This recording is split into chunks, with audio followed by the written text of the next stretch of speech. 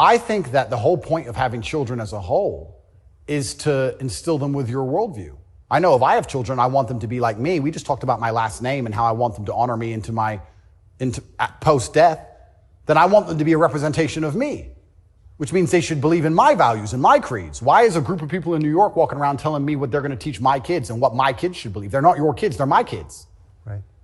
And that's what's so scary, because children are impressionable and children are raised by the state and the internet effectively, which is why they want me off the internet. But they'll let a lot of people stay on the internet that say a lot about a lot of things. I'll argue that if I was transgender, the American embassy would have told Romania they were bigoted and removed me pretty quickly. I would genuinely argue that point. They would say, no, what you're doing is abusive to the LGBT community. He must be removed from jail. Of course, immediately. Immediately, but because I'm straight and heterosexual, it doesn't matter. We're the class that suffers the biggest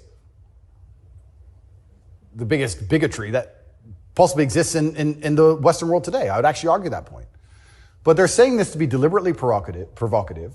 They're deliberately trying to upset people. They want to upset you so that when you talk against it, they can call you names and call you a bigot. And also they mean what they say. And it's truly scary. Why do you think support for the war in Ukraine, support for Ukraine's side in the war against Russia, support for a war against Russia in the West, is kind of the bottom line issue for the people who run the U.S. government and for the American media? Why?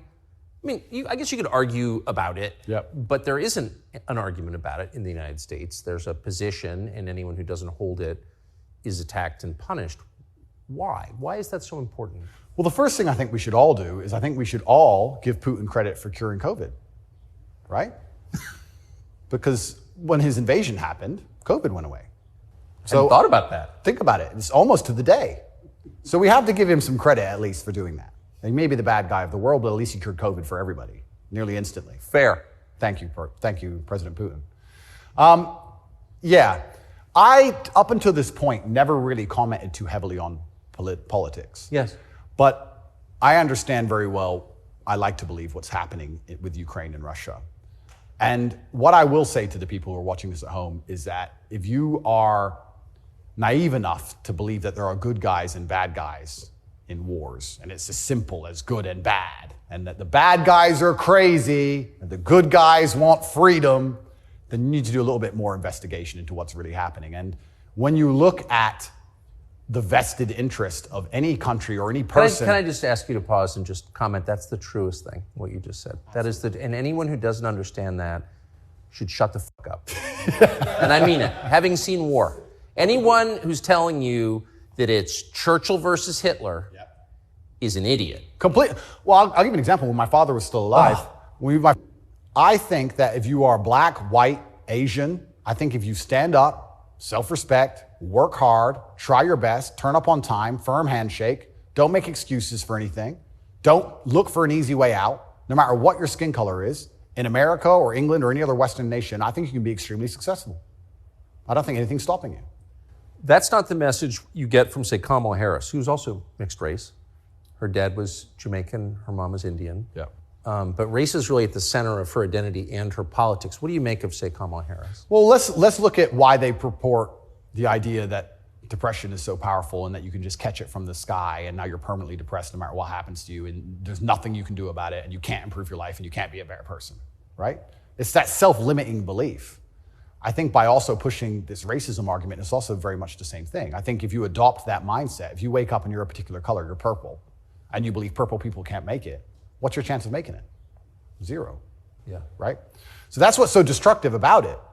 This is what I'll even argue when I argue this point with people and they try and say, oh, but this happens, and they pull out these statistics and all this garbage from the Matrix. I say, listen, even if the world's racist against purple people, the best thing you can do is be such an exceptional purple person that they need you they need you. The only answer is hard work. The only answer is self-accountability, masculine essence, honor, dignity, making your ancestors proud of you because you hold the same last name as them. The answer is the same regardless anyway.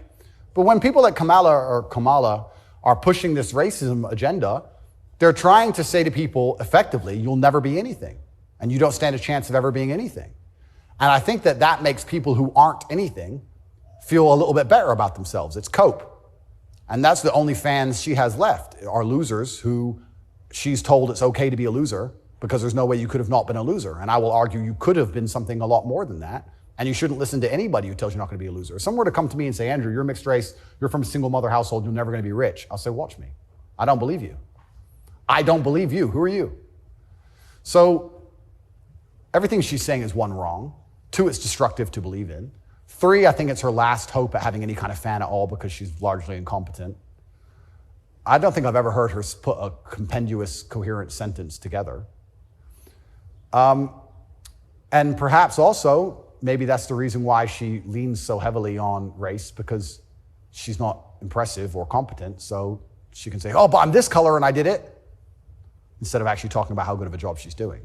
Because if you have to discuss that part of her career or that part of her current life path, I think she'd be in a lot of trouble. It was interesting for me because, and I want to be an optimist, but I lost so much faith in humanity during COVID.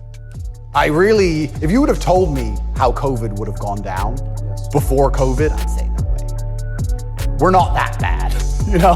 I thought the people aren't that dumb. But when I experienced COVID, it's actually scary. You see how the Nazis managed to do what they did. You see how they managed to put people in concentration camps. You see it.